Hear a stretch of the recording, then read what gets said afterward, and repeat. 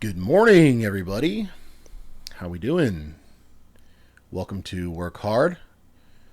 I'm your host, Ethan. With me is the other host, Jason. Good morning, everyone. Good morning, Jason. How we doing? Good morning, Ethan. I'm doing well, sir. How are you? I'm doing all right.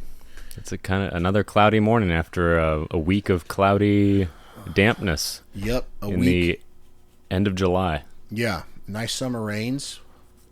I think summer rains are better. East Texas last year we had no rain for months and months and months and months, and we lost trees, and it was not fun, not great. So I'm happy for the rain. It also kept me cool. I told Jason this story already, but I was working on some plumbing this week, and I got to do it in the rain, so it kept me cool. But it also made the drain snake, the Roto-Rooter big machine I was using, wet, which I think is why the whole machine was wet. Oh. So I think that's somehow there's a short somewhere, and everything being wet was what gave it an electrical charge. I gotcha. So the wire that I was using, I don't know if you guys know how drain snakes work. There's a big hopper. It's got a spool of wire in the hopper, and you take this wire. The one I had was a 1/2 inch thick, and you just like run it down your pipe, and you turn it on, and the spool spins, and it spins the wire and creates tension in the wire, so it like spazzes out in the pipe and cleans everything. And the wire had an electrical charge, and I didn't realize it. And so I was using this thing for 2 days, and for 2 days I was just being electrocuted very slightly every time I touched the wire. And so I was exhausted. Today, even, I'm like very, very physically tired, which is a lot of fun. But also not how I wanted to spend our allocated 10 minutes. So there you go. That's all you get of that. That's all you get of that. There's no more to that story. I've already told it 2 times, which means I'm bored of the story, which means I can't tell it well enough to be podcasted about. That's it. Yep. And that's why I think so. Be careful. Don't operate drain snakes in the rain. Yeah, don't operate. And if your hands tingle, stop using it. Yeah. Put an umbrella over that thing. Yeah. Oh, I forgot to call the people today. I'll call them on the way home.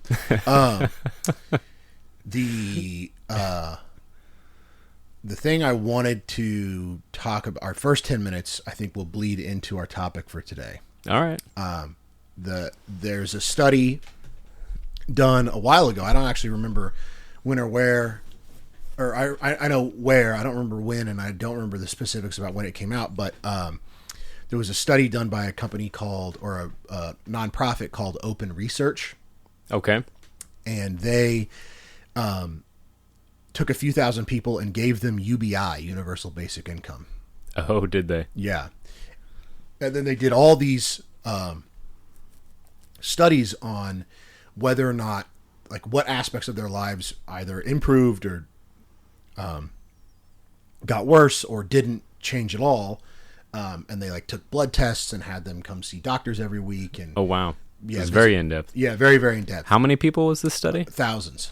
Thousands. Okay. Yeah, thousands. I think they spent like $15 million on this thing. Was this spread over multiple areas? Yes, it was Texas and like Dakota or something. Okay. Something like that. And it was like some people so just were in rural, a couple different some people places. Yeah. And so they had a control group of people that received $50 a month, and they had a group of people that received $1,000 a month. Okay. And it was several years. I think maybe 2 years, 2 or 3 years. The findings were very interesting in that their conclusion was that nothing changes. Really? Yeah.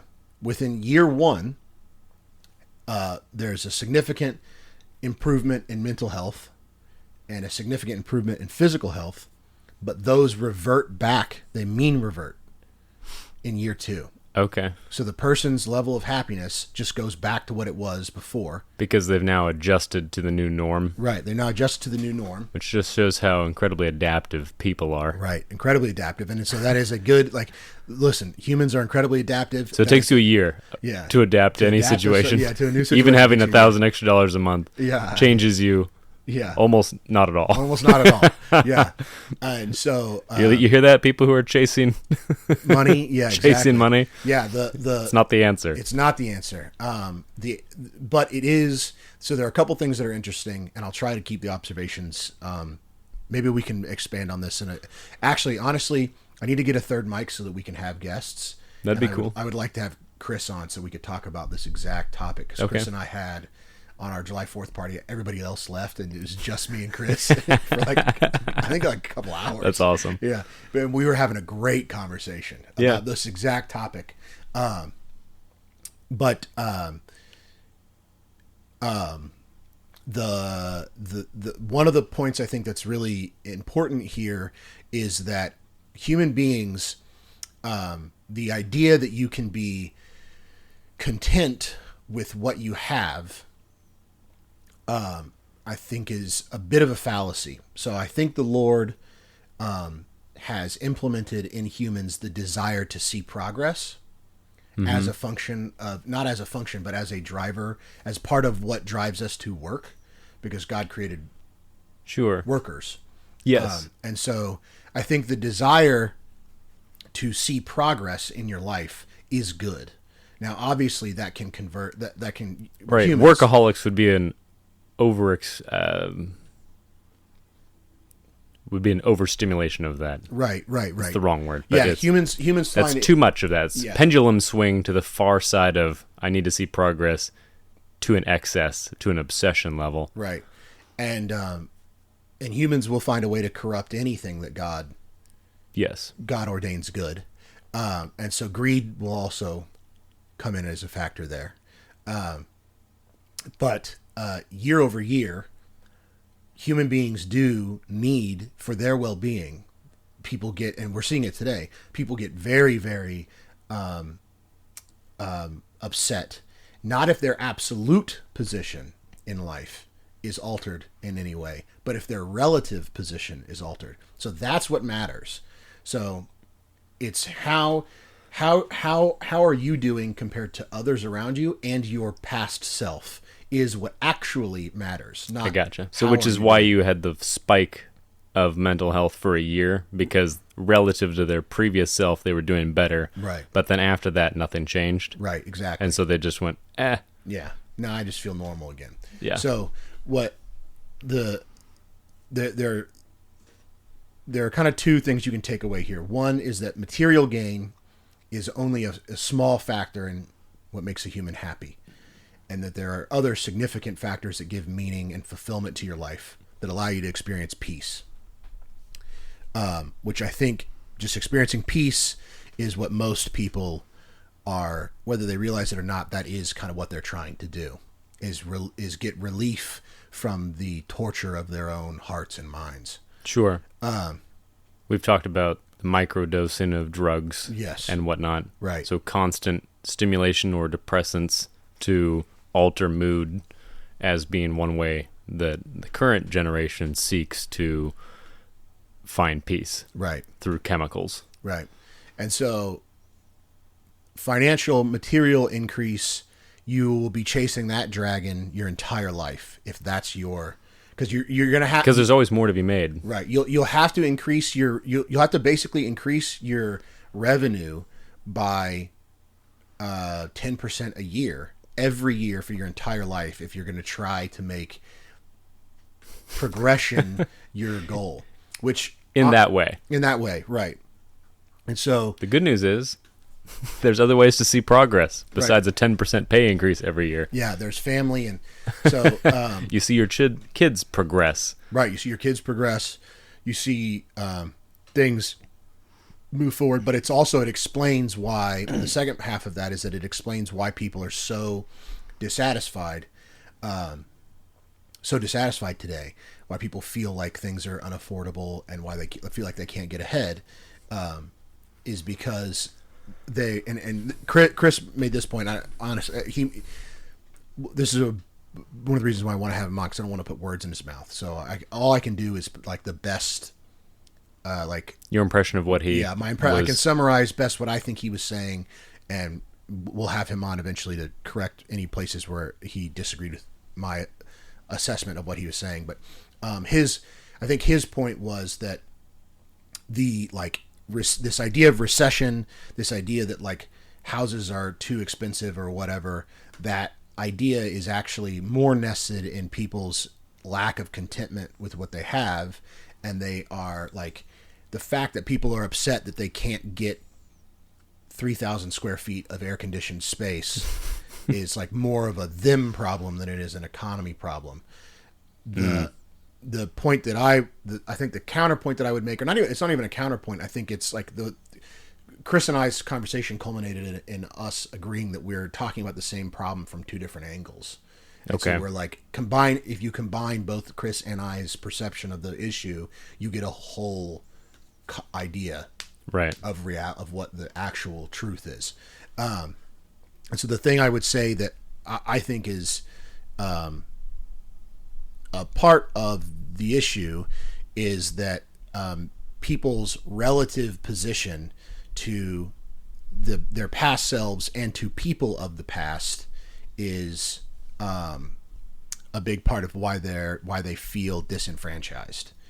So you see a lot of talk about how far a dollar went 40 years ago, as opposed to how far it goes now. Yeah. And I think that that's a huge problem that does need to be addressed, because your dollar is significantly less powerful than it used to be. Sure. And you're making no more dollars, and you're actually making less. In many cases, wages have gone down. Through inflation, you mean? No, not real wages, actual. So you're getting paid like per hour. In some fields, people are getting paid less per hour than they would have been 10 years ago.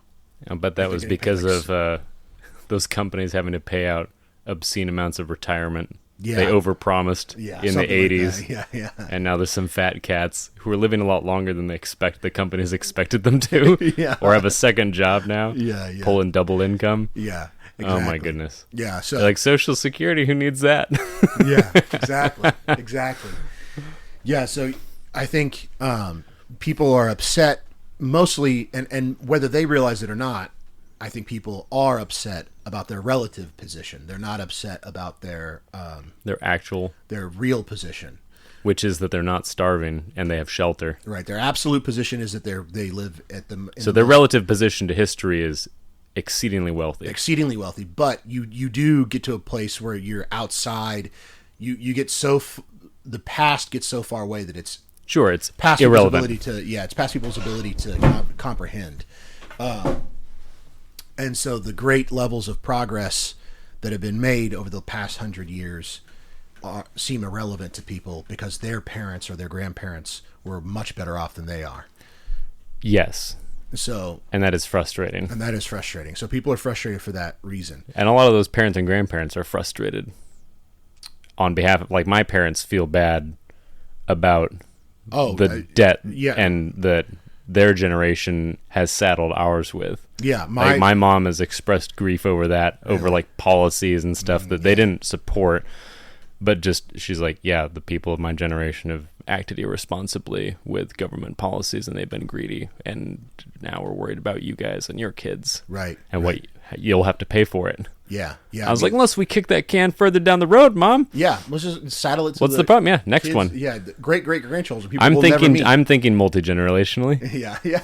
As in burdening them with stealing from them because my parents and grandparents' generation stole from me. Yeah, exactly. It's the American way. It is. It's the. I think it's the wealthy way. It's the way of abundance. They did it in Rome. They did it in Venice. They did it in England. They did it in Persia. They're doing it here now.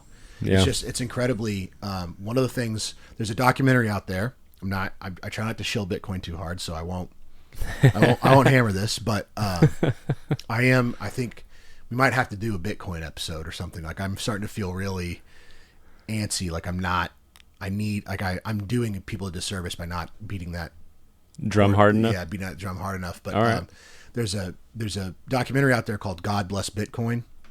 Okay. That just came out, and it's just the angle of the documentary is just that it goes through Isaiah, it goes through Proverbs, it goes through several places that establish very clearly in Scripture that one of the fundamental, most sinful things a government can do is devalue currency. And it is like, it's as fundamental a corruption and sin as sexual immorality in individual lives. Like, the Bible really, really, really hammers that. Like, it talks about money and money management at the policy level kind of a lot.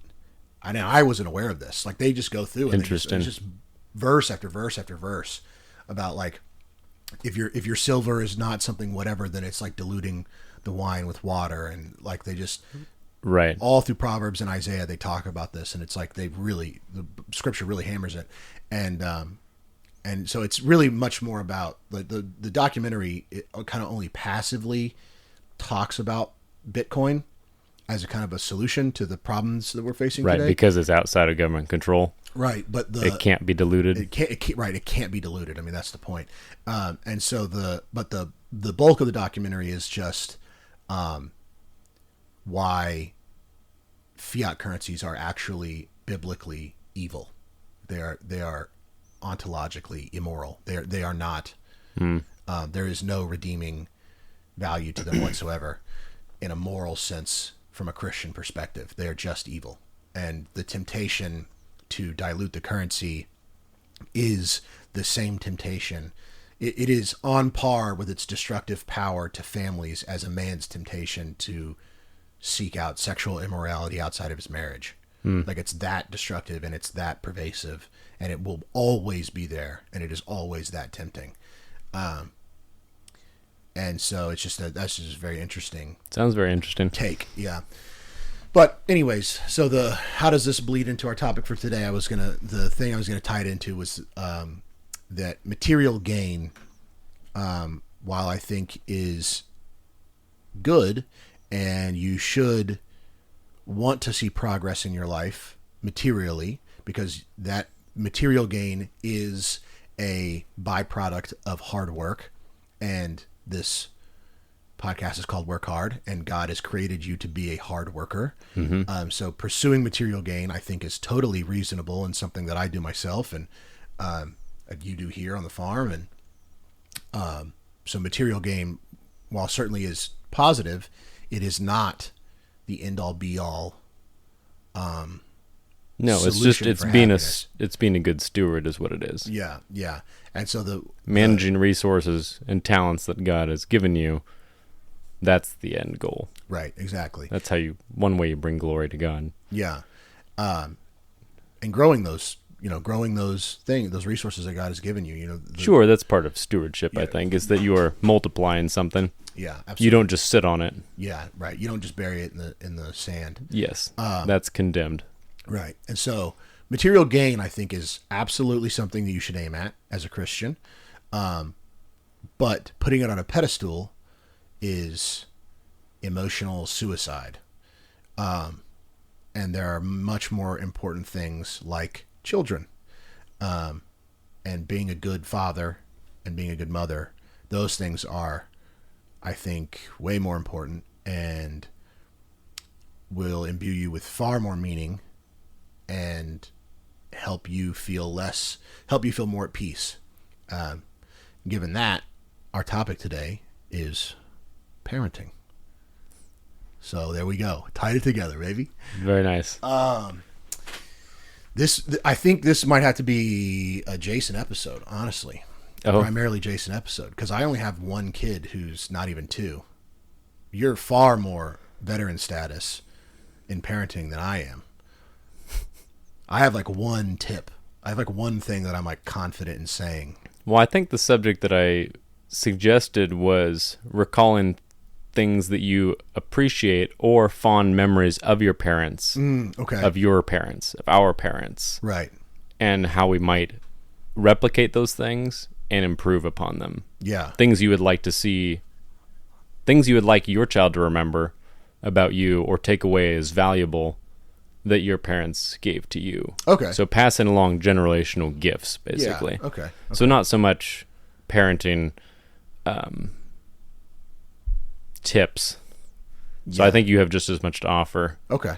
in that respect, because we're both still constantly thinking about, you remember subconsciously or consciously, your own childhood and what kind of memories, good or bad, about your parents, good life advice or life lessons that you took away from them.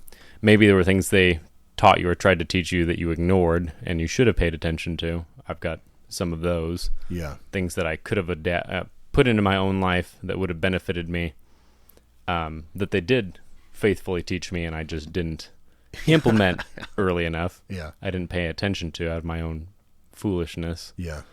And how I might, and maybe some of those things, maybe I would be able to implement it in my own children's lives more successfully than they did. Yeah. But I think more and more with my veteran, quote unquote, veteran parenting experience, I have an 8-year-old is my oldest. So that's as veteran as I am.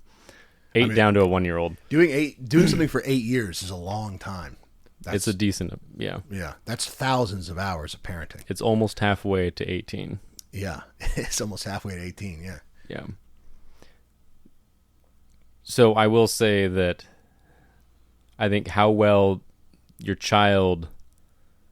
my children are implementing things I'm trying to teach them. One is, am I communicating it in love or in a lecture-y talk-down sort of way? Yeah. In other words, am I making them feel stupid for not doing what I've told them to? Am I humiliating them when I'm reminding them? And with my tone, if not with my words, with my tone, am I saying to them, what are you, stupid? Right. I've already told you this. Right. Why are you continuing to act stupidly? Right. You know? And that's not right of me, but in part that's born out of a fear that my children are going to do the same mistakes that I did, and I don't want them to do that. Yeah. And sometimes it's as selfish as just they're being annoying in the moment, and I want them to stop. So sometimes it's really just that simple, right, and that selfish on my end. And other times it's more worrying about you're going to hurt other people, you're going to hurt friendships, you're going to harm your future in whatever way if you don't stop this behavior. Yeah. You need to understand how this affects others. You need to understand how this is going to play out. Yeah. Yeah. And trying to communicate that in a loving way so that they understand it's from a place of love and not a place of their parent just being overbearing and obnoxious, because they may reject a good message that is presented badly. Yeah. Like if you go and try to share the gospel with somebody, they may in part reject it because you are heavy-handed or insensitive. You're a bore. Yeah, you're not addressing things that they care about when you're talking about it. Yeah, and ultimately it is God's grace. You need to not depend on your own techniques. I just started reading. My wife has almost finished it, and I'm just starting to read Joel Beake's book on parenting called Parenting by God's Promises. And it's talking about covenantal theology and how we really need to... Parents who raised their children successfully and had all their children turn out godly Christians in their adult lives, all those parents that he talked to said about the same thing, and they said, I don't have any parenting tips. It's just we trusted God to do it. We did, we continued praying and asking God to save them, and, they're like, I'm not some master parent. It wasn't what I did. Right. They are acknowledging that it wasn't them. Right, certainly. While at the same time, we're called to actually act. Yeah. We aren't called to sit around and go, well, God's got it. Yeah. But God does have it, and he will have it through your actions. I think that's where that phrase, the saying, God helps those who help themselves. Yeah. Which is I think it's been very twisted. Sure. But I think the idea, maybe where that originated from, was a biblical thing that God tells you to do these things. Right. And those things are not successful because you in your own power did them. God gives you the increase God is the one who makes the rain fall and makes your crops grow. But if you don't go out there and plant them, There's no God's not going to be like, here's a wheat field where there was just tares. Yeah. Yeah. There's only weeds here, but I'm going to make corn grow Yeah. because you prayed about it. The saying that I've heard before, at least once, is that God will drive the boat, but you have to row. Yeah.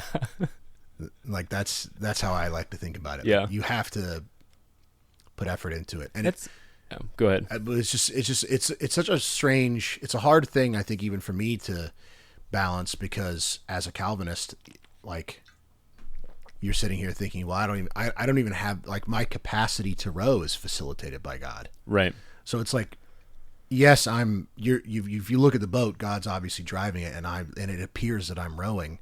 But if you look at one layer deeper than that, it's really kind of God rowing too. Mm-hmm. God giving you the strength to row. Yeah. Yeah. The desire to even row. Right. Exactly. Changing your heart so that will pick up the oar at all. Yes. Yeah. And so it is. It so is. God has to. I think God has to beckon before you. Certainly. And touch your heart before you have the ability to respond. Yeah. Yeah. And I would say that the it might seem like the thing like that is a oxymoron, or a what is it when things are inherently, they cancel each other out? What is that philosophical word? Whatever. Oxymoron works. You get what we're trying to say. It seems impossible to balance those two statements. Is it a catch-22? Yeah, catch-22, whatever. Yeah,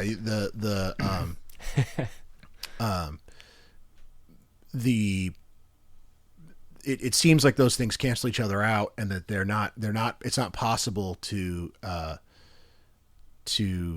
reach a place where those things make sense. But I will say that every society who's ever believed, the greatest society ever built, the West, was built on that idea.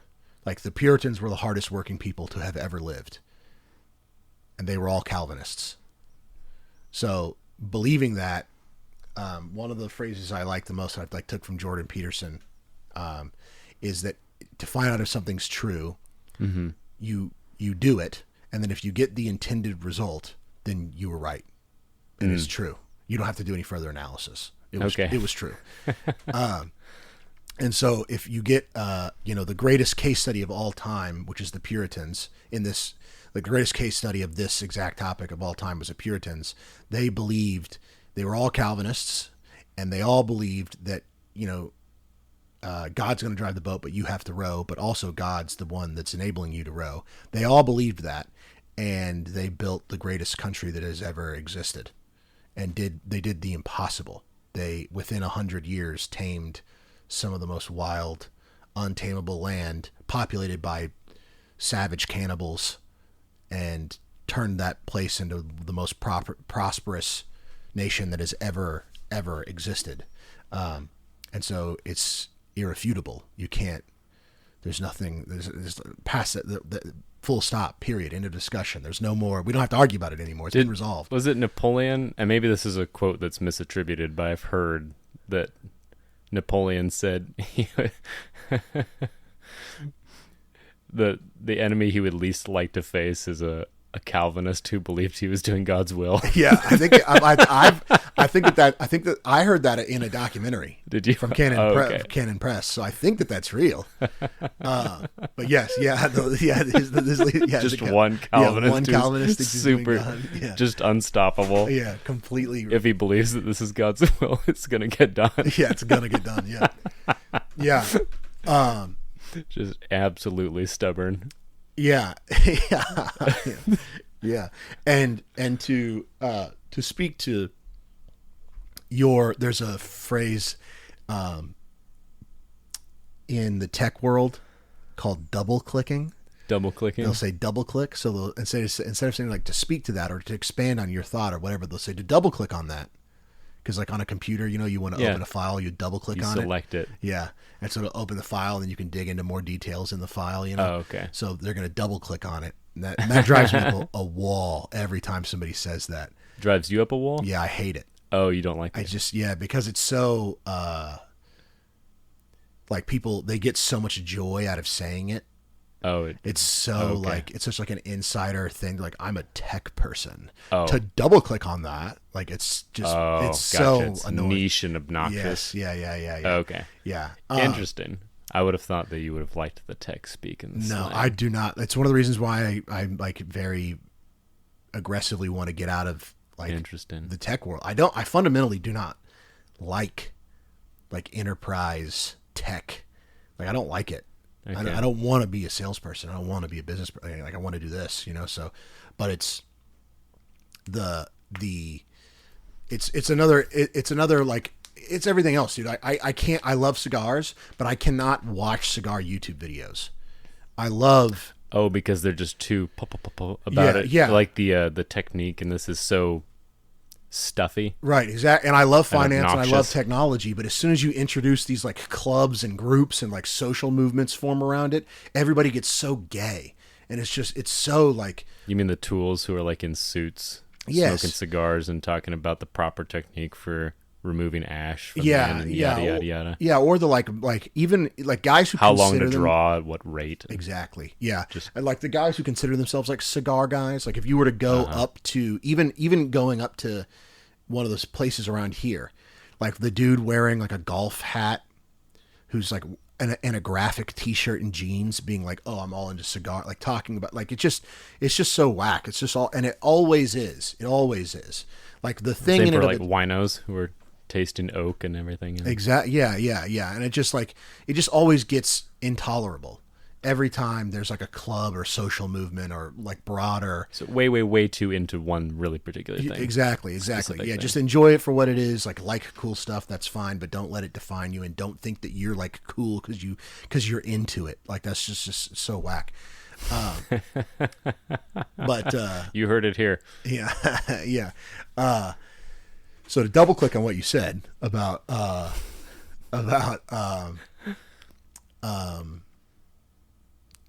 talking with your kids in a way that communicates these ideas in a loving way that doesn't make them feel like you're judging them or Right. speaking down to them. That was one thing my dad did. Most of the time my dad did it really well. Sometimes you get emotional and be like, he'd literally tell me I'm brain damaged. He'd like sit down and explain, like, dude, your brain isn't done growing. All right. You have a hole in your head. You can't see You're reason. stupid right now. Yeah. And I don't know how productive that was, but he did a great job of. That sounds like me with my kids. They were like, you are the person in Proverbs is talking about when they say, don't be a fool. Yeah. You are being foolish. And they're like, I don't know what that means, Dad. I know. Yeah. But you seem awfully upset about it. So I'm going to be quiet. Yeah, exactly. And feel loud, feel unloved. Yeah. But my dad did a great job of, my dad would, I distinctly remember, like, at dinner, we'd start talking at dinner about why I couldn't have a girlfriend at like 6 p.m., over the dinner table. And then at 11 p.m., my dad would be like, all right, listen, we have to go to bed. You have school in the morning. We need to go to sleep. But my dad would just sit and like painstakingly just point by Explain point why you can't have a girlfriend. yeah, why I can't have a girlfriend. He would let me be like, but what about this and what about whatever, and he would just like infinitely unpack these issues, and he would talk about it over and over, like as many times as I wanted to bring it up. He'd be like, all right, let's do it, let's go again, like, and yeah. and just like the patience to like explain that and like sit and be like, dude, no. And I think that there's a degree of like, there's a balance there. As that's my point about everything. There's always a balance. And so I think it is important to, at some point, draw the line and be like, listen, bud, I'm not talking about this anymore. It's this way because I said it's this way, and because the Lord's given me authority to make that decision. Right. Or we've explained it to you. Right. To the level that's appropriate for your age and understanding. Yeah. So that you will not be in the dark. Right. Because I think there is a time, to explain, and there's a time to say, no, you just need to obey. Yeah. I think that when they are very young and they can't understand much, they need to just obey without Yeah. understanding, because they can't possibly. I've tried to explain some things to too young of a child, and they're just like,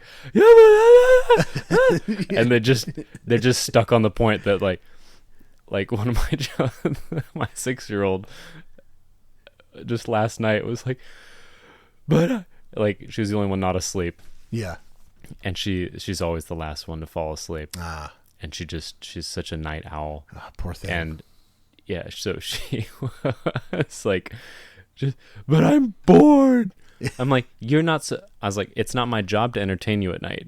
Yeah. You don't. There's no obligation of mine. Miriam, does God say in the Bible that you have to be entertained when you're going to sleep?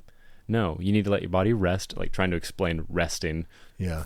And you keep moving around like this, your body can't go to sleep. You need to do what's best for your body. Yeah. And go to sleep. And we've gone over this many times before. And it's sanctifying for me because sometimes I handle it better than others. Yeah. Yeah. If you look at the trajectory over time, I'm handling it better as time goes on. Right. So there's progress. There you go. 10% every year. There's progress. Yeah. I'm seeing progress in my own life. You see, that's why I'm more or less content with my life. Yeah. It's because God's working in me Yeah. through my children. Yeah. But yeah, just hell bent on the point that she's bored and Yeah. cannot get past. It's like, no, I've explained that point away. You can't use that argument anymore. Yeah. It's void. Right. Yeah. Yeah. But I'm bored. You're like, okay. Now you just need to obey. Yeah. Exactly. If you throw a fit, you're gonna get a spanking.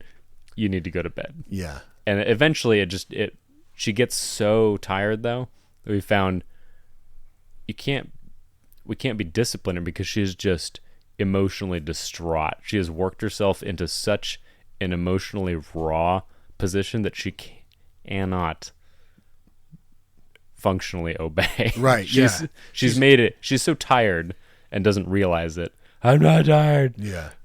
But she's just weepingly like that, like just holding her, if she'll let me pick her up and just hold her and offer physical comfort that way and change the subject. Yeah. Like I was like, so how many eggs did you see today in the chicken yard? And she's like, I was like, how many brown and how many white is what I said. That was what broke that was the change of direction last night. Nice. And she's like, well, there was only one brown egg. And away we went. So wait. Talked 15 about minutes lots of later, other stuff. everybody's Ended up asleep. talking about basically why we need roosters. Yeah. Yeah. Well, you can't have chicks without roosters. Why not? Well. Yeah. Well, then she's like, well, what about bears? What about bears? Yeah. Because there was a book we read that had a mama bear and a baby bear in it, but there was no daddy bear in the story. Ah, yeah, and I was like, I know you still need a daddy bear in order to have a baby bear. And she's like, thought about that for a little while. She's like, raccoons? Raccoons. What about giraffes? She like named several other animals. That's awesome. Yes, all of those need daddy animals. Yes. They all need daddy giraffes. And Yes. Biology. I was wondering if it would progress past that kind of question, but that's where it ended, was just That's good. establishing that almost every single kind of animal needs a father. Very few asexual reproductions. Right. Right. That's funny.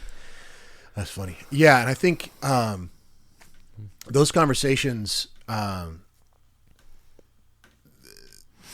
One of the, I think, great points of contention. One of the only great points of contention, Emily and I, my wife and I, had when we first started dating, or maybe at the beginning of our marriage, was that I have I have a very serious. It bothers me when I feel like people are doing things in an unexamined way.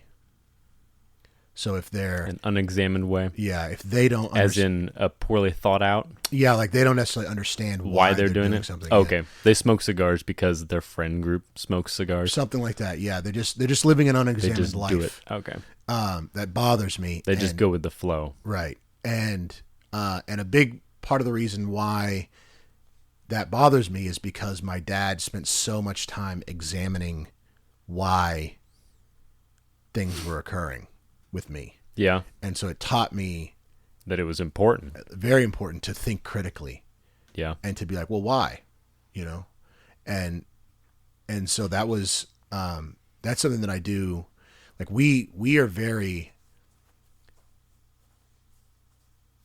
open with Abigail. We don't like I have a standing order in our house that it's like if you cannot point towards a moral reason to tell her no, then do not tell her no. Like you need to have a sincere, understood reason why not doing it is a good, like is morally objectionable, or like why doing it is morally objectionable. Okay. And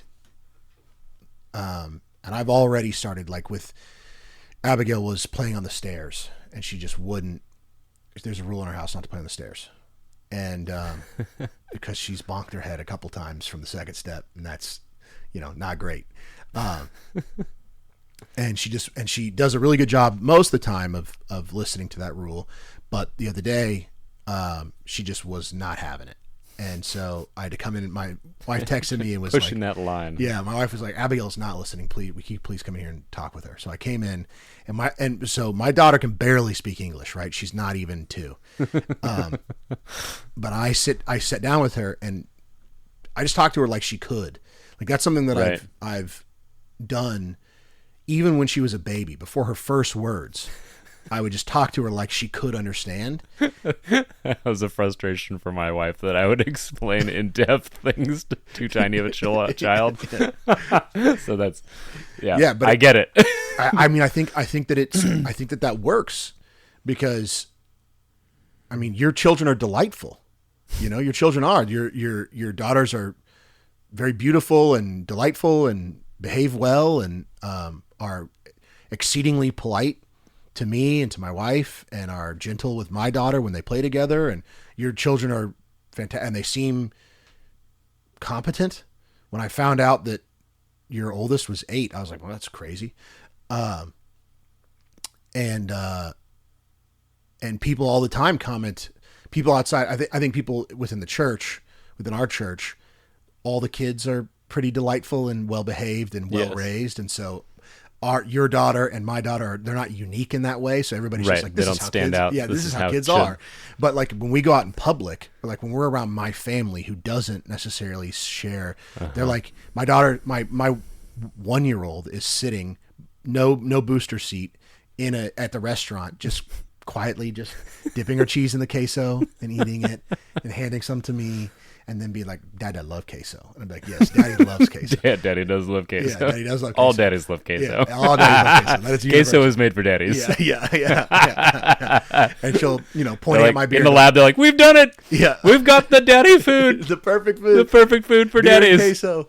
Yeah, she'll point They at my could beer. live on it. She'll go, Dad, have beer. And I'll go, yep, that's Daddy's beer. And she'll go, Dad, I like beer. And I'll go, yep, Daddy loves beer. And she'll be like, and then just like go back to what she's doing, just being delightful and waving at people as they come so by. cute. But she's not screaming. She'll start to stand up, and I'll go, Abigail. I won't even say. Right. She already knows. She already knows. So she what's just coming. sits right back down. Yep. Sorry. And so people comment people outside of our social group comment all the time on how well behaved she is. And a part of that's the fact that we spank her. But I think a big part of that is that she possesses a level of understanding of the rules that she's not even aware of yet, because of in-depth explanations. the in-depth explanations that she doesn't understand on the PowerPoint explanations that you've set up for her. Yeah, exactly. Like a 30-minute lecture on stairs. Yeah, there is some, only 80% of what gets communicated, or 20% of what gets communicated is actually communicated by your words. 80%, all the meaning is communicated in other ways. And so it's one of the reasons why, like, since she was born almost, we have done, I've read scripture to her at dinner, because I know that is the actual literal what the words each on an individual level, what they mean. Is that penetrating her? No. But the poetry, the deeper meaning, the like profound renewing power of scripture is still occurring. There's that I wish I knew where it was, where it says his word does not return void. Yes. Yeah. So if you're going to go read that and speak it, God is going to use that because it's his word and it's powerful. Right. Possibly in way, I shouldn't say possibly. It is powerful in ways that we don't fully understand. Yeah.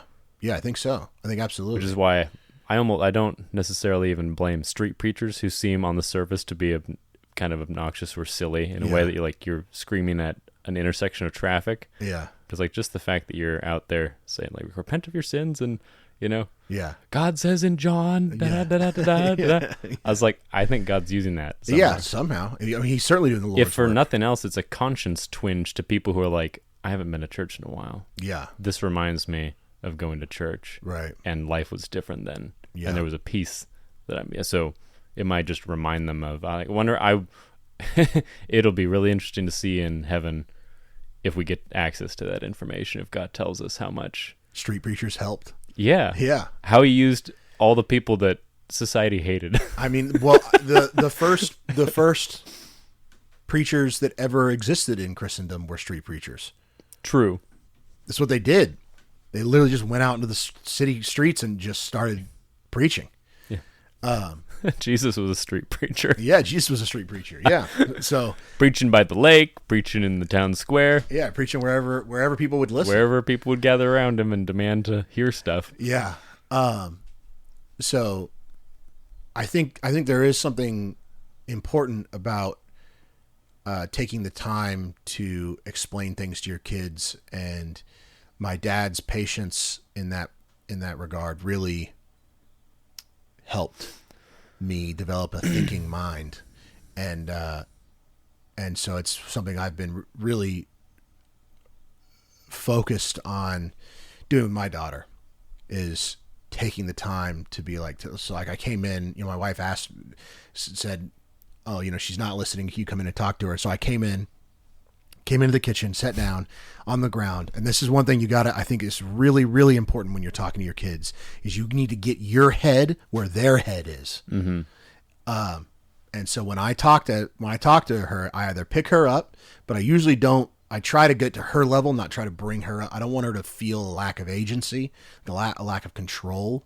So I don't want to like pick her up, her feet are on the ground. Like I want her to be grounded, sitting there, feeling a little bit of independence from me, okay, and get down on her level. And I just said, listen, Mommy and Daddy have instructed you not to get on the stairs. You need to listen to us. You need to listen to us because the Lord has instructed you to listen to us. And the Lord created us. He created everything.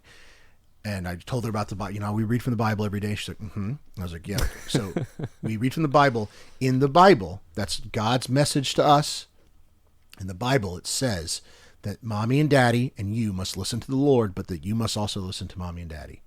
And so we've been given authority from God. And with that authority, I'm telling you, you are not allowed to play on the stairs. Yeah.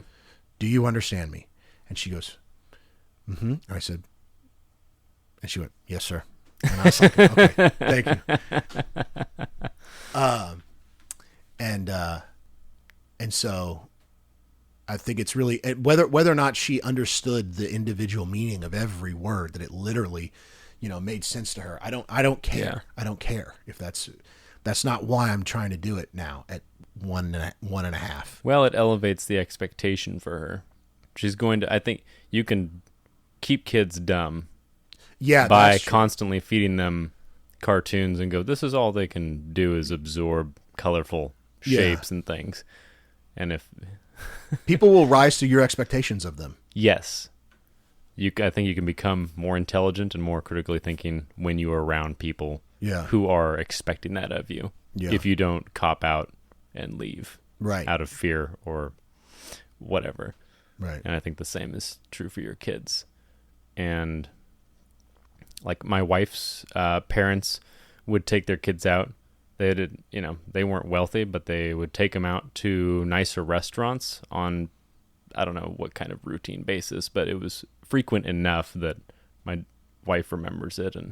But it was deliberately so that they could learn to be polite and eat well in front of other people, and to be able to mix with higher society, potentially, to be able to hold their own. And so not to be eating, their elbows on the table, with their hands. Just shove, dog style eating. Exactly, yeah. Not just eating from a dog dish at home or disheveled. It's like, we're going to have a nice meal, and we're going to keep our little napkins in our laps, and we're going to, whatever. Right. Teaching them some sort of etiquette. Yeah. And just what it's like to have nice food prepared by a professional. Right. Yeah.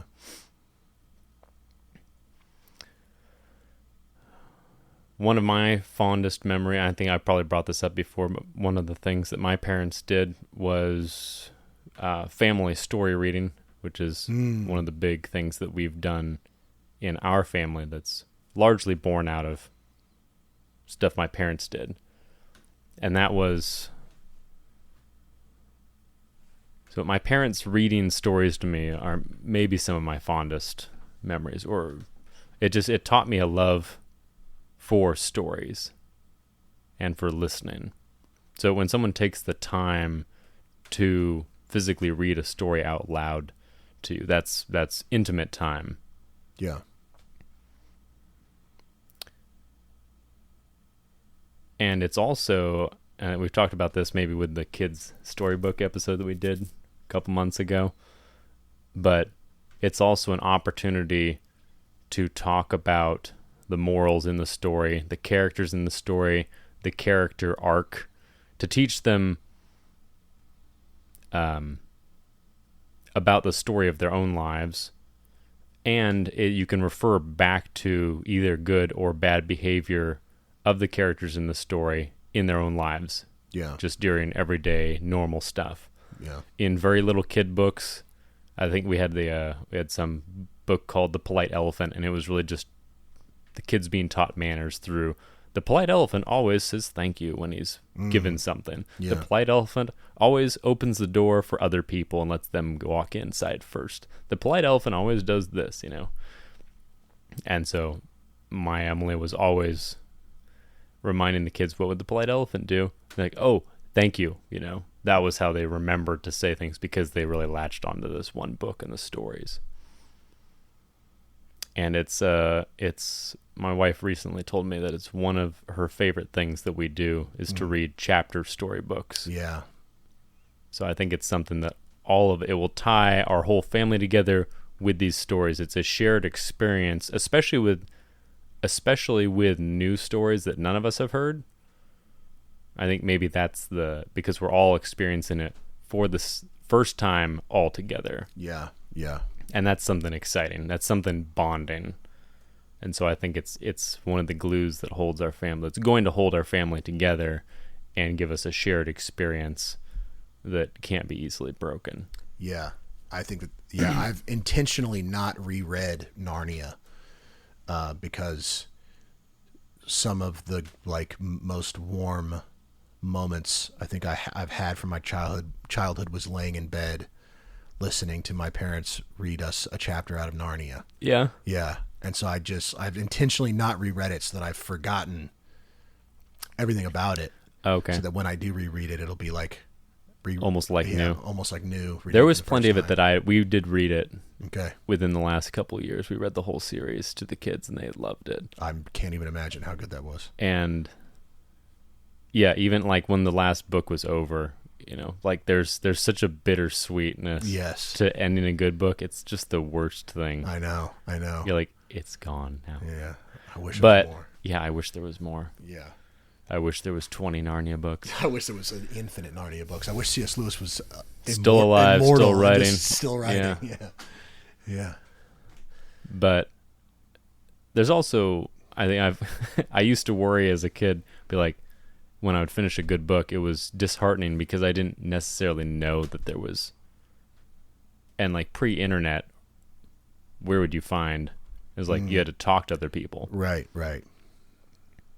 So it was difficult to go, like, how do I even tell what a good book is without Right. having to go and, like, just go to the library and pick one up? Yeah. Well, maybe. Maybe, yeah. But I think I've found that there's quite a lot of good stories out Oh, there. dude, there's so many. There's so many. Yeah, there are. Authors that I've never even heard of. Yeah, people are very good at writing, which, I mean, it's how God chose to communicate to us. It's a divine act. It is a fundamental aspect of the human condition is writing. Storytelling. Yeah, storytelling. It's a huge, huge, huge part of how we communicate. Yeah, I think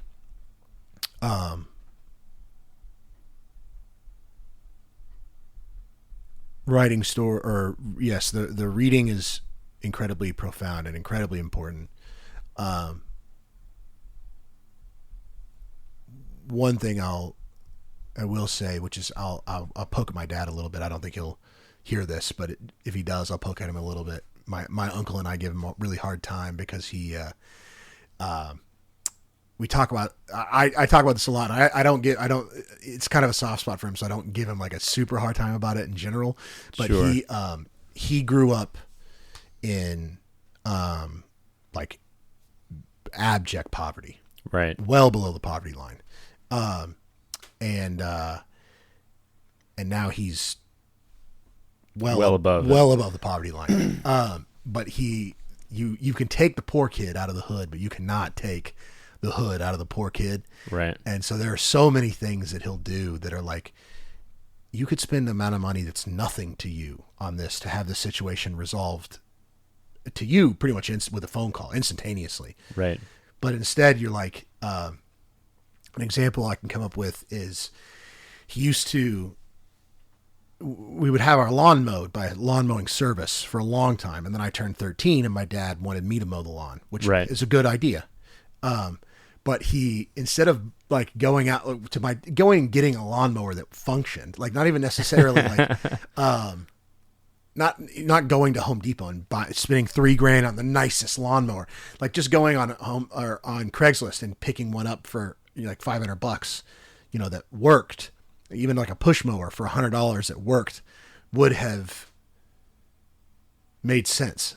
But my dad went and found one for free, or like for $50. It was like a ride-on mower for like $50, something like that. That was it didn't work, and the blade was like all bent up. And now you can go get a new lawnmower blade for like what, $40? I don't know. They're cheap. But he would take. I wouldn't know. I've never bought a new lawnmower blade. Yeah. Okay, that makes sense. But he. That tracks. Yeah, that tracks. He took this lawnmower blade. I remember him taking this lawnmower blade off of the lawnmower and getting a hammer and trying to hammer it straight, Right. as opposed to just going and getting. And I remember sitting there, like listening to the burbling of our like expensive pool in the backyard. While he's hammering. While a he's lawnmower. hammering a lawnmower, like looking at this being like, this is such a bizarre. First of all, I The know dichotomy this. Yeah, of- I know this isn't going to work in my head. I'm sitting there as a 13-year-old in my heart, just being like, this is going to be a miserable Saturday. and like, We're gonna spend all day on this, and we're still gonna have to buy one. yeah, yeah. And Did he end up buying a new one? I don't remember how we resolved it. I mean, I'm sure he had to buy a new one because it would dig, Maybe he it would hit just it enough times. dig big Oh, it divots in the lawn, and so he would so the lawnmower blade just didn't work, and the lawnmower itself didn't work. It didn't have there was some sort of apparatus that held the belt onto the actual housing that spun the blade. Right. That apparatus was either broken or not there, and so I would just be mowing and it would just come off, and so I wouldn't know, so I just like mowing whatever, and then I'd look behind me and it just like the last 10 minutes of what I thought I was doing was mowing. There's just nothing. It's just uncut grass, and so I'd have to get off the lawnmower. It's 100 degrees. It's August. I have to get off the lawnmower and reach down into this belt that's been spinning. Yeah. Hot. It's hot. It's really, really hot, and it's such a small little space. So I'd spend like 45 minutes just crying at 13, just like trying to get this thing mounted back up, and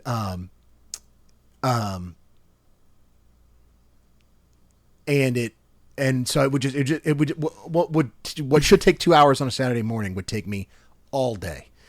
And and then we'd get in the car on Monday to go to school, and my mom would look at the yard and be like, why don't you take pride in your work? Like, the yard looks terrible. Why don't you do it better? And I'm like, Mom, I'm trying my best. Like,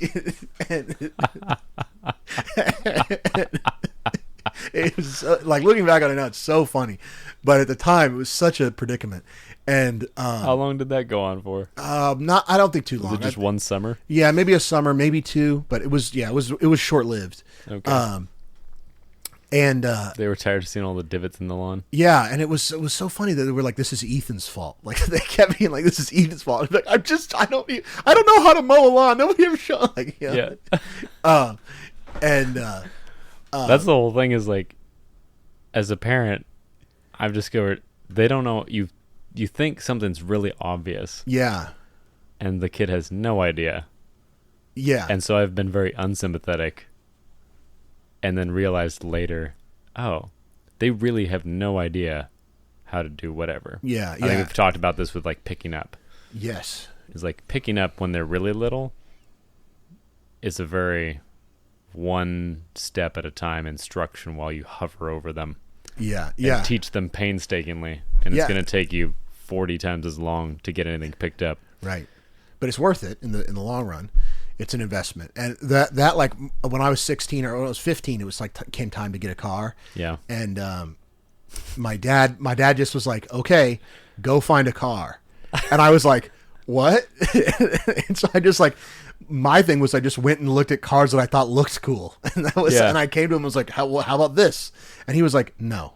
Like, I was bringing him like 1976 like Mercedes cars. Yeah. Like, this looks sick. And he'd be like, "No." And then he'd be like, "You need something that's like this, this, and this." And I'd be like, "I don't know what that means."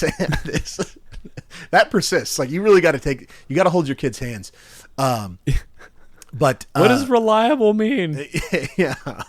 What is low maintenance?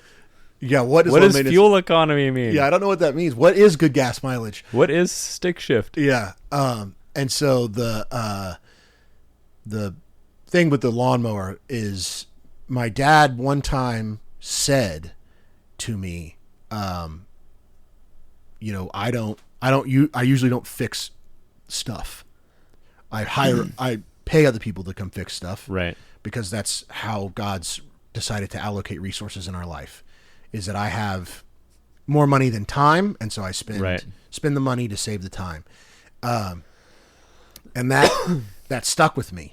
And he told me that when I was really little. And so that like stuck in my head, where I was like, "Oh, okay, that's what you do. You make enough money to pay people to come fix stuff. Like, that's how it works." And so then when I like became time for me to start like participating in home maintenance, which very little of it ever did actually occur at our house. Like, for the most part, it was paying people to come fix stuff. Right. But when it finally came time to start participating in that, my dad was like, "All right, you're going to change the brakes on the car." I was like, "You don't change brakes on cars." Like, I was like, "You take the car. Pay people. I've been to the mechanic. He's like, take the car. You don't make enough money to pay the mechanic." Exactly. Ethan. And it was just like the dichotomy, the like cognitive dissonance. He's like, "You missed the other half of that, was that some people have more time than money." Right. And that's you right now. Yeah. But you gotta right now you have umpteen hours. Yeah. You really you're broke. Yeah, and you're broke. But it was like it was like it was like I had to change the brakes on like my mom's van. Oh, okay. And so I was never like, "This makes sense." I was always like, "Why? Why do I need to?" I did not get it. At like 16, my dad was like, "You're changing the brakes on your mom's van." I was like, "Doesn't that cost like $300 to go get that done? Like, why does it matter?" And I was just like sitting there being like, "What?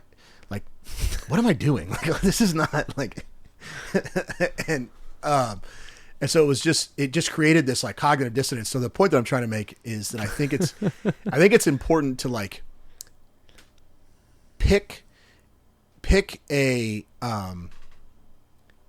path that you want to have your kids walk, and walk along that path.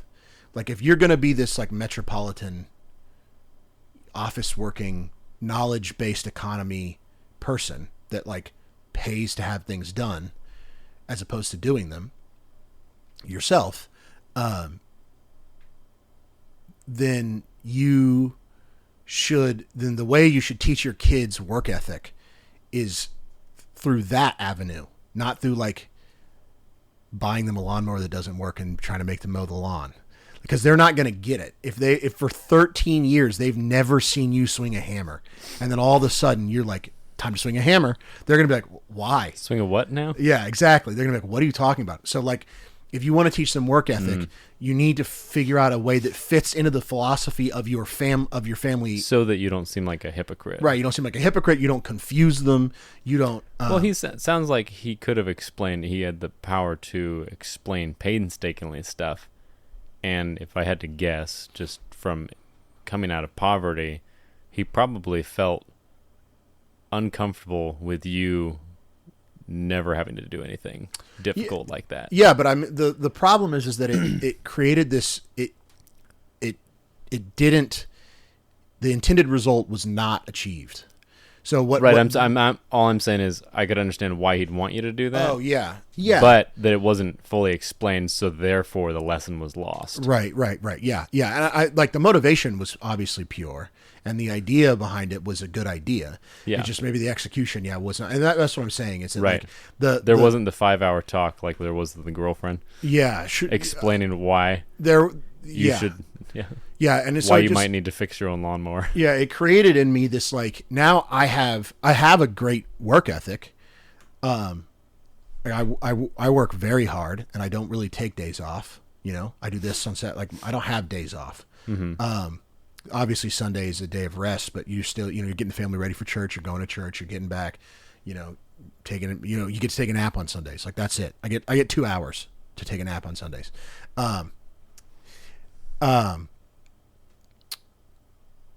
But so I'm a very hard worker, but I despise fixing things, wrenches, engines. The whole time I did this plumbing thing I just talked about at the beginning of the episode, the whole time we were doing that, the whole time I was doing that, all I wanted was for it to end. Like almost brought to despondency with how much I hated it. And then when it was over, the only positive feeling I had was I was happy it was over. And that's it. And so it's just, there's no like, I get no sense of like, I did it. Like there's something, I built something, or like I get no satisfaction from it at all. It's just that it's done now. Yeah. And I despise doing things without the correct tools. Anything at all. So it was like one of the things that when I called you and asked you to do this with me, asked you to work hard. Yeah. In my head, I was, because I'd been working with, I'd been recording previously with just stuff I'd cobbled together. And so in my head, I was like, all right, I'm getting serious about this. We're going to do this. So I need to go out and get equipment, like the proper equipment. Right. And so now I just like, I have this, like,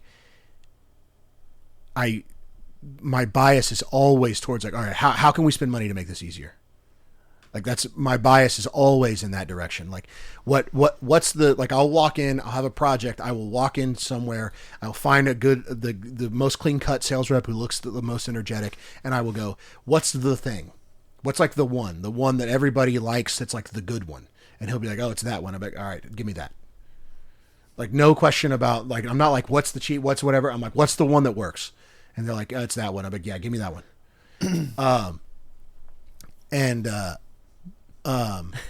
See, my question would be, what's the best bang for my buck? Right. Yeah, I don't care. It doesn't even occur to me. No, I mean, like, I do not want the lowest one because I know it'll break and I'll have to come buy another one, right, which is uneconomic. Yeah, I guess so. I guess we're asking the same question, basically. Maybe so. Yeah, which is, what's the best bang for my buck? I don't want to overspend for a bunch of bells and whistles I don't need. Right, exactly. It's a waste of money. Right. Or that's like got fancy trim that is nothing but aesthetics. Yeah. Like, what's the most functional one? Yeah, give me the Glock version of this tool. Yeah. What will last the longest and be the most functional? Right. Give me the Glock. Yeah. The Give me one the that Toyota. nobody complains about. Yeah. I want that one. Yeah, give me that one. Yeah, exactly. That's what, and so like, but it was like, Yeah, and I don't mind spending the money on that. So I'm not trying to get the cheapest thing. right. I hate the cheapest thing. All right, the cheapest thing sucks, and not having the right tool is just so brutal. Like that was the one thing that, like this week, I was just like, had this jank rental Roto-Rooter that was electrocuting me, and every single time I'm like shoving this freaking thing down the whatever. The thought that I was thinking in my head is, if I would just hire a plumber, they would come out here and they would have a nice one.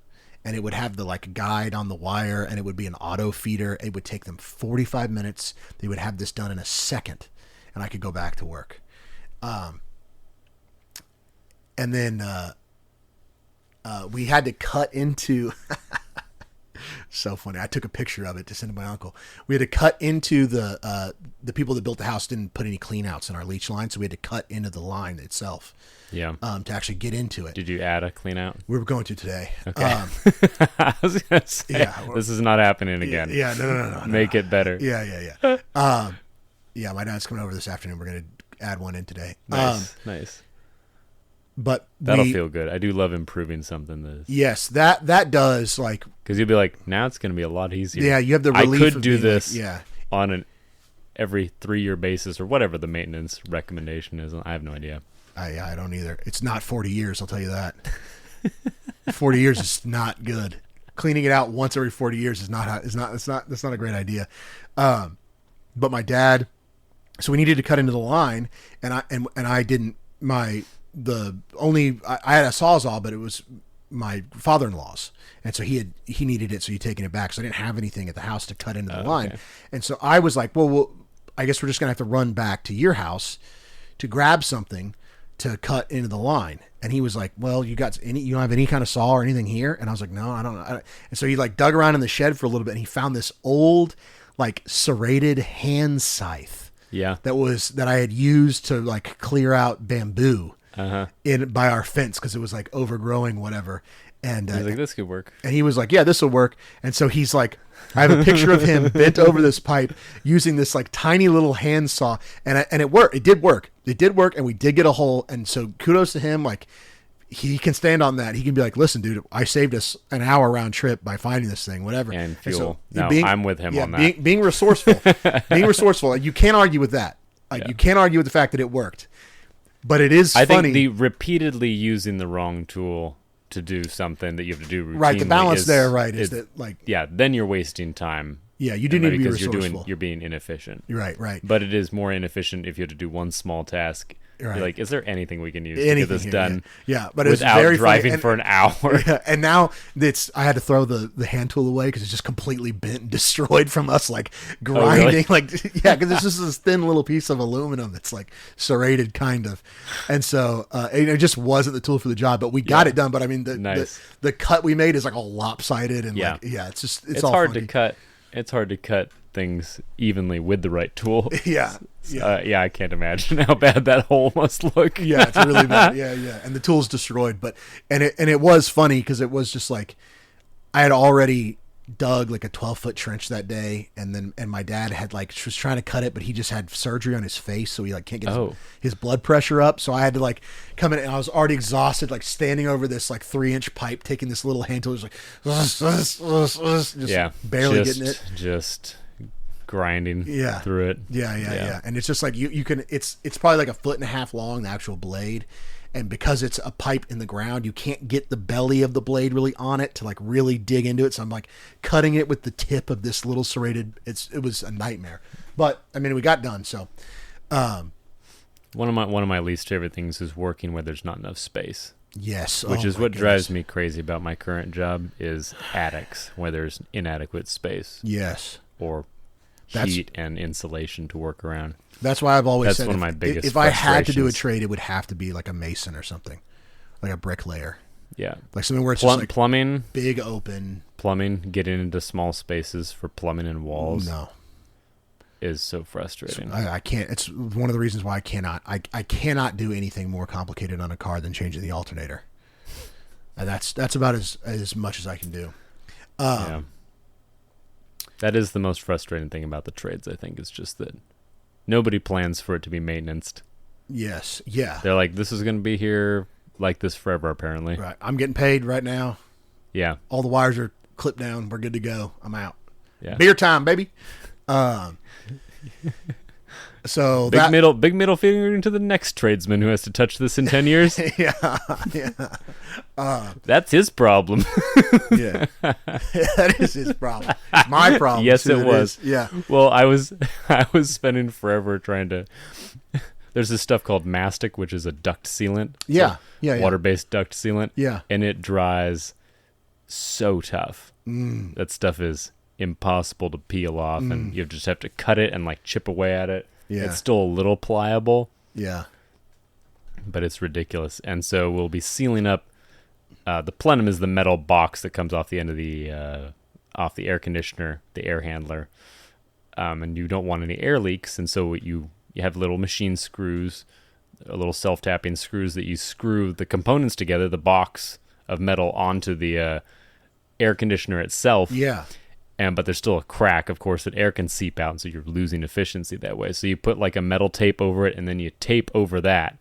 And so you've got these little screws that are covered by a metal tape, and then covered with this duct sealant goop that dries. Yeah. And so the next guy who has to come along can't really find the screws very easily because they're excellent. So yeah, so it takes sometimes forever. And if heaven forbid they put part of it together before they've shoved it in a closet, so there's screws on the backside that are inaccessible. Yeah. It's just a ever living nightmare to get it apart. You're like, yeah, this in theory should take us 3 hours to do the entire thing. It's like if we didn't have to undo the work of some sadist who some guy who hates me. Yeah, exactly. And then you put yours back together and you're like, well, we don't want it to leak, so you do the same thing. And I'm like, I'm so sorry to the guy. I feel terrible. Jesse, my boss, is like, I think on one of the recent projects, he was like, I didn't know I'd still be doing this. He's like, I wasn't expecting to have to reinstall this system because he's like replacing the same system he put in. That's awesome. That's so awesome. You're getting bit by your own good work. Yeah. Like, I did a real thorough job on this. Like, it's sealed permanently. You're going to have to take all sorts of prying tools and sawzalls and things to just cut this thing to pieces. Yeah, it sounds like a nightmare, dude. I just can't. I can't do it. It's not my favorite. Yeah, I can imagine, yeah. Wrap it up. All right. What are we talking to your kids, man? Talk to them above a level you think that they are going to be able to comprehend. Talk to them like adults a little bit. But understand that they are not going to get all of it. And right. Don't get frustrated when they don't. Yes. Yeah. Be patient. So that's key. Is don't expect them to suddenly be a 30-year-old. Yeah. Even when they're 4. Right. Just because you've talked to them like you would a 30-year-old. Yeah. Yeah. So talk to your kids. Talk to your kids and pick a strategy and stick to that strategy. Don't go one foot over the fence. If you want your kid to have if you're a tech worker and you want your kid to have a good work ethic, then go get him a job and have him work the job. Have him be a dishwasher. Have him be the work ethic that I learned in kitchens. I did not learn around the house because the thought that cohesively made sense in my mind was, well, you have to work to make money and you need so need it was money. the fact that you were doing a wage job. Right. It was like, yeah. It wasn't the fact that you were doing tech. It was just, okay. Right. So even though you were doing physical labor and very blue-collar stuff, yeah, it just wasn't around the house. Yeah, it wasn't home maintenance. Yeah, it may have even made sense for me to go work a job doing trades. Yeah. You know? Like holding the hammer for some mechanic or whatever. Just not at home. Just not at home. Yeah, just not at home with like half-baked tools. So that was a cognitive dissonance that your dad just didn't recognize at the time. Right, that it was like he didn't realize that was a hole in the... Yeah, we are not a family that needs to, like, by your standard, talking to my dad, we are not a family that has to do these things, that has to be resourceful in this way because we can't afford to have somebody come fix it. Right. We're a family that doesn't do that. And so it's weird that I'm having to do it. And it just taught me it taught me to resent it. It taught me to like not take it seriously and to be like, whatever. It's a whole different thing, but it affected a lot of other parts of my life that I had to undo. And so like pick a strategy, stick with that strategy. Don't go outside the bounds of the philosophy that you've already established with your kids. If you have done all this painstaking explanation, don't then turn around and do something that counters that painstaking explanation. It may cause more damage than you hope to, than it resolves or whatever. Just be conscious of your own impulsiveness. If you make an impulsive parenting decision, it's probably not a good idea. Yeah. You need to and discuss it with your spouse. Yeah, and accept the fact that I would like to do this. I think it'll teach them this. And your spouse might have insight and be like, won't that be confusing for them since we don't do that? Right. Yeah, exactly. And so you have a wife for a reason. Yes, exactly. Yeah. Use her. And what was I going to say? Just understand that like my parents were phenomenal parents. And they made mistakes. And you're going to make mistakes. Mm-hmm. And so chill. Jason mentioned that in this book, all the families that have godly Christian children have parenting by God's promises. Universally said, we don't really know what we did. We just prayed and just that they didn't have any tricks. It wasn't hey, here's 15 tips to be the best parent. It wasn't a tip-based life hack kind of the sort of books you see today. Oh, here's a life hack, and if you just do this, everything will be great and easy. Right. Here's the secret success to... It's like, really, the secret is trusting God. Right. The secret is trusting God, ultimately. And doing your best. Yeah, and I think that's probably something your parents did well, was trust God, I would imagine. Mm-hmm. And it's something that my parents did well as well. So trusting God is an important part, is the part I think that you can do to like everything we've said today. I think you build on the foundation of trusting that God is going to give your child the challenges that your child needs in order to be sanctified, and God knows what's best for your kid even more than you do. And so your kid is going to experience trials and tribulations in their life that they need to experience, and God knows what they need to experience. So keep that in mind as well. But I think that's it. I think we're good to go. Hour 20. All right. Good time. All right, guys. Thanks for listening this week. Yeah, thanks for listening. Got a couple announcements. We've got a new podcast in the works. It'll be a weekly news podcast. It'll just be me, but I'm going to make it better than solo podcasts in the past that I've done. It'll be way more structured, and if I monologue, then it'll be slightly, at least slightly scripted. But Maximum Alert is its name. Maximum Alert. Maximum Alert.